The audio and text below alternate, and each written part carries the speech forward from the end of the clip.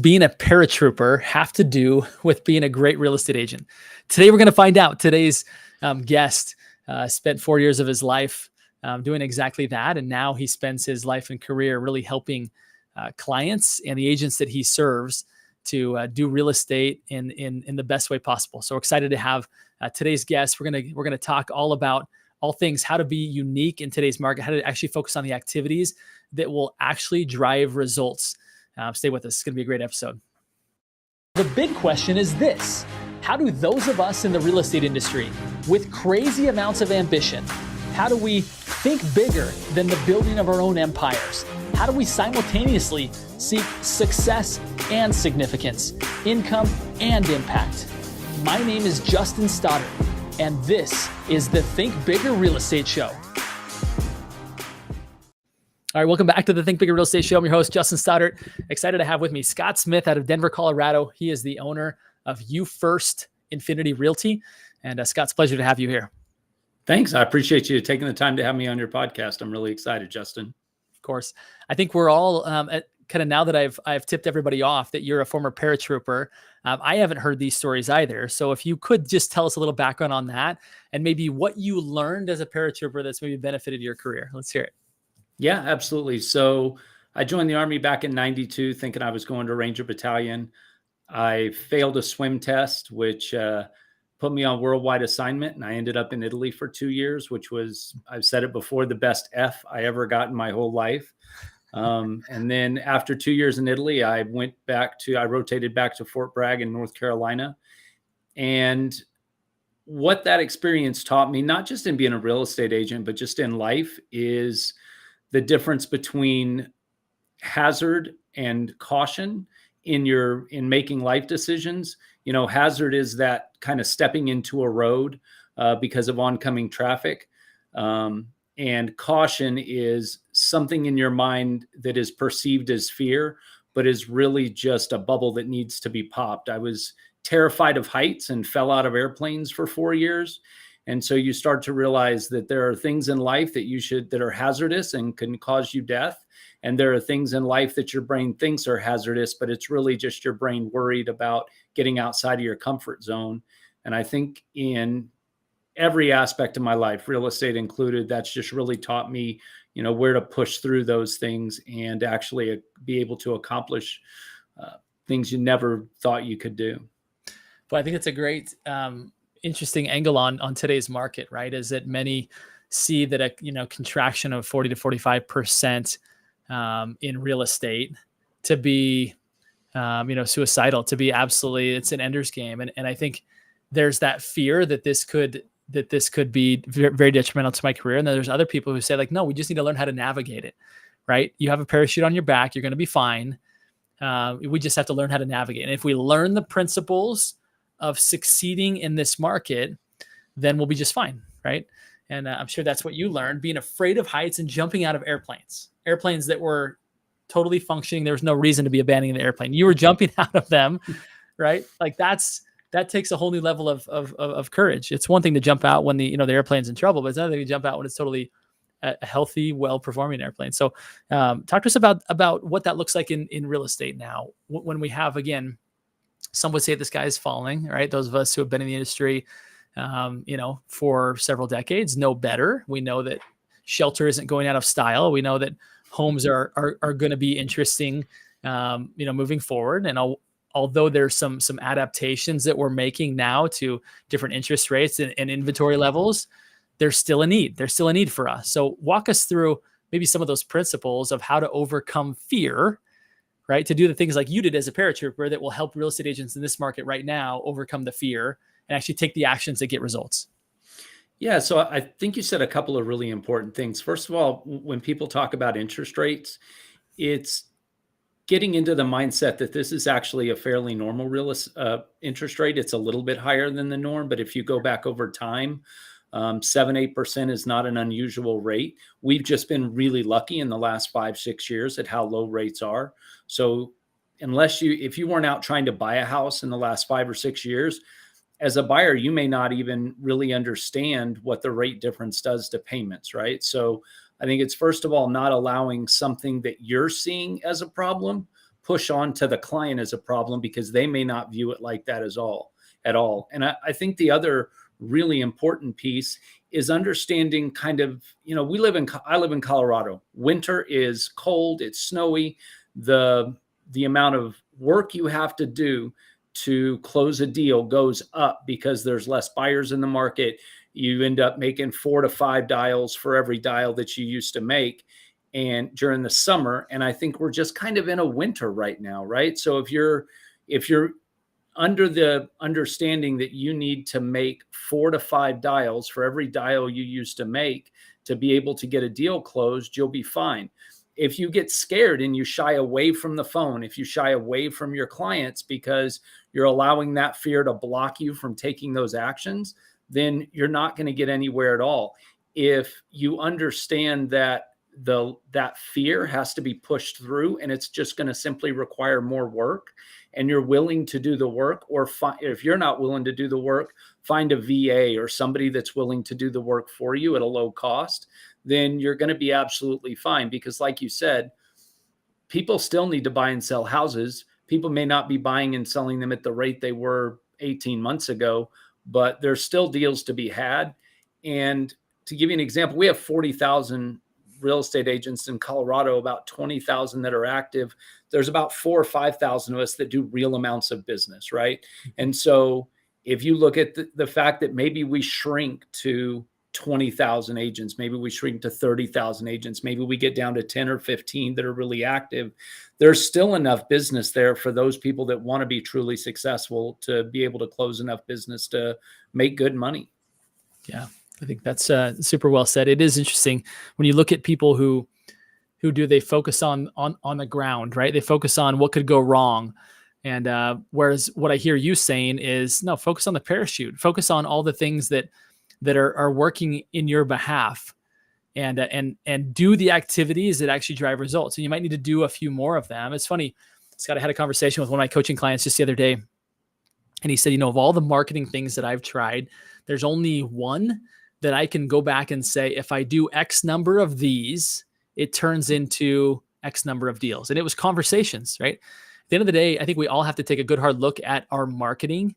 Even if we love social media, even if we love our email newsletter, we have to be able to draw a direct line from that to conversations. Because if it's not actually providing conversations, branding is nice and fun and makes us feel good about ourselves and maybe causes people to remember us for a few minutes. But at the end of the day, if it doesn't produce conversations, I think especially in this market, we're kidding ourselves that we're actually doing business. We're actually driving business. Now, whether it's cold dials or whether it's warm dials, we have to be really clear on the fact that only real estate related conversations actually convert into real estate transactions. And if we're doing a bunch of stuff that is not that, we're not really doing real estate, and we become that large percentage of real estates in the Denver, in the Denver metro area that are either not active or they're not doing any sort of real business. No, and it's interesting. I had a couple of agents leave the brokerage this year, and we're a leads-based brokerage. We've got a website. People go to our website, they look at properties, they become leads for us. So, are they all interested in buying a house at some level? Yes. Are they all interested in buying a house today? No. But I had a couple of agents leave the brokerage because they said, oh, we don't want to call leads anymore. What we want to do is market on social media so that we can get people. And I said, well, when you get people from social media, what do you call those? Well, they're leads. I'm like, yeah, that's exactly right. So you're leaving a leads-based brokerage to go create a social media campaign that is going to generate you leads, maybe, because the leads that come in off social media cost money, it costs time. You've got to A/B test. It's a process, as opposed to walking away from a process that already works. And so I think really people just need to get behind the fact that, it all comes from dials, whether you're calling your sphere, whether you're calling leads, whether you're calling social media contacts, whatever you're doing, all of this runs through the phone or through text messaging, and more text messaging these days than anything. And that's how you're going to get yourself to more deals, or get out and door knock in neighborhoods. But it gets cold here in the winter, so you're not going to catch me door knocking. Yeah, it is actually quite simple, isn't it? When you think about, okay, what am I in this industry for? It's to make an impact and make a great living. Okay, great. Then the way to do that is to actually help buyers and sellers come together and in the purchase of a property. Okay, great. How do I get to that point? Well, it's always conversations, right? All conversion happens in conversation is what my coach teaches me. And if that's the case, then it just comes down to how many conversations can I be in, right? Everything else becomes, some less important thing, potentially not important thing. And all of that, we just have to go back to grounding. How do I get into more conversations? And by the way, there are top of funnel conversations and there's lower in the funnel conversations. And you can guide people through, and or you can find ways to catch people lower in the funnel to where those conversations convert faster. But at the end of the day, if you're not in real estate related conversations, you're not actually in real estate. No, absolutely. And I've said this before. I don't know. So the average real estate agent closes 3 or 4 deals a year. I mean, that's, if you look at NAR, the statistics, that's about average. Crazy. I don't understand how someone does this full time every day and doesn't find a deal a month, right? Like, I just don't. To me, my mind doesn't work that way. Like, you will just stumble into a deal every month. If you're talking about real estate 8 hours a day, 5 days a week, 6 days a week, you're going to find a deal a month. And if you're not, it's just because you're not really involved in the process. You're not involved in the industry. And so I challenge new agents a lot when they say, oh, I understand it's going to take me 6 months or a year to get my first deal. And I don't accept that, right? You should come into real estate with a deal in your back pocket. You should have reached out to every single person you know through every social media avenue that you have. Say, hey, I'm about to become a real estate agent. Who in the world do you know that could help me buy or sell a house? And I guarantee you're going to find somebody, because someone within your sphere is looking right now. Yeah. And if you put yourself out there, they will find you. Boy, a really different approach, isn't it? And again, I think that many hide behind the comfort of, well, I got to get trained. Well, I got to do that. And even at all levels, right? Sometimes it's not as I need to be sure I understand the paperwork and how to write an offer if I'm going to be out looking to write offers. It's like, you know what? There are a lot of people in the office who will step in at the moment you need them to help you with all of that. Your job is to be in, again, real estate related conversations that will bring people to the table to buy or sell or invest in property. And if you're not doing that, again, I think, so walk us through when you have an agent who the conversations they were having in previous months, even years, that were working are no longer working. What are the conversations that you're having right now that are causing people to either get off the fence or not have to wait until interest rates come down to 4% again or whatever, right? What's working for you right now, Scott? And in other words, we're both on the same page that quantity of conversations matters. How do you get to the quality of conversations to where you're able to either find people lower in the funnel or convert people from being on the sideline to being in the game? Sure. So one of the most important conversations I think every real estate agent should be having with any client that's on the fence or thinks they want to wait until some event in the market. And the reality is you can't time the market. If you're going to be in a house for 10 years, the chance of you timing the market right perfectly in all aspects is almost zero. You're either going to buy when the interest rates are higher, or you're going to buy when property values are higher. So there's really no way as just a retail buyer that you're just going to win by timing the market. So what we leverage is what I call the cost of waiting. And so basically showing somebody what the delay can do. So yeah, you're going to pay a higher interest rate if you buy today. If the interest rates happen to go down next year, the good news is you marry the property, not the rate. So if rates drop significantly next year, you can always refinance. However, if rates do drop next year, then what's going to happen is all these other people standing on the sidelines, they're going to want to get into the market. And now all of a sudden you're going to push the price of the home up. And so you're going to pay a little bit higher payment now, but you're going to be able to get out of that higher payment in the future. And you're going to pay less for the house because home values have dipped a little. And if interest rates go down, then home values are going to spike again. And I think Barbara Corcoran said that on a few different interviews, where she feels like it's going to become a feeding frenzy again when rates come down. But I also think really running through the numbers with somebody and saying, look, if you buy now, if you buy today and you pay $500,000 for your house, and in a year that house is worth $550,000, well, you just effectively lost $50,000. Plus, if you're renting right now, and just to make it easy, you're paying $2,000 a month in rent, Well, you've spent $24,000 of non-recoverable cost in rent. So you just lost $75,000 between the cost of the house and your rent. Where if you buy now, you're going to make that $50,000 and you're going to save, you're going to pay down your mortgage. So now not only will you have made your house will be worth 550, but now you'll only owe 490. So now you've made $60,000. And for most people, $60,000 is a huge percentage of what they make on an annual basis. So you're literally showing somebody how to add an extra year or 2 years worth of income in the next 2 or 3 years. And that is significant to somebody's standard of living. So I really think not shying away from the numbers and being willing to run through scenarios with people, because when you show somebody they can make 30, 40, 60, $100,000 over the next 2, 3 years, that is life-changing for a lot of people, and they will not shy away from buying when they understand that. It's very common for people to say, "Oh, I wish I would have purchased back then. Homes have gotten so much more expensive." Yet in the moment, people have a hard time really getting their head around that people are going to be saying that same thing 5, 10 years from now, and you're going to wish you would have. Kind of like when you plant a tree. When was the best time to plant a tree? Well, it was 20 years ago. And and when's the next best time? Well, now, right? And it's like, well, I'm going to wait for this to happen. No, you didn't understand. Like real estate is over the long term is always going to go up, and it's less about timing it, like you said. Such great principles. I think too, using stories to help people. Like I have clients who, before when real estate took off in who knew that a pandemic was going to be the best thing that could have ever happened to real estate for real estate agents? I mean, my business went insane for 2 years, and I literally had clients who thought the bottom was going to fall out and they were waiting to buy. And they waited themselves right out of being able to buy, because when prices spiked and you needed cash and you needed all of these things, they were no longer qualified to buy.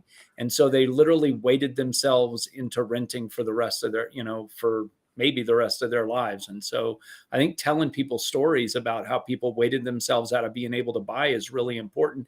And even if it didn't specifically happen to you, I guarantee you that within somebody's brokerage, within somebody's community, it happened to somebody. So you can tell that story to, even if it isn't specifically your story, right? You can share those things and be honest with people in the fact that these things happen to people. And it is important to understand what could occur if you wait too long. You might not be able to buy, and then you're stuck renting forever. And nobody likes to rent. Renting is a horrible idea. Yeah, it's 100% interest, right? If you think 8% is high, 100% interest is much higher. Yes. I think that there's a lot of wisdom in what you said about storytelling, is that we can teach the principles all day long, and yet people listen so much differently when you can say, let me tell you a story about a client. It doesn't have to be your client, like you said. Let me tell you a story about a client. They were very similar, in a very similar situation as you, and they had the same fears as you. And here's what they did, right? And you could either tell the story of a client who did it and wish they wouldn't have, right? Or who didn't do it and wish they would have, and or a client who did and we're so glad they did, because now they're looking back realizing that, that was just a blip in the radar and that rates came down or whatever, right? So I do think that there's a lot of power in being able, that people connect with stories, they connect with other humans. And when you can teach the principles through the story of somebody else, it oftentimes gets, and it's almost like a public service announcement of, look, I've seen this happen before. I've seen this play out.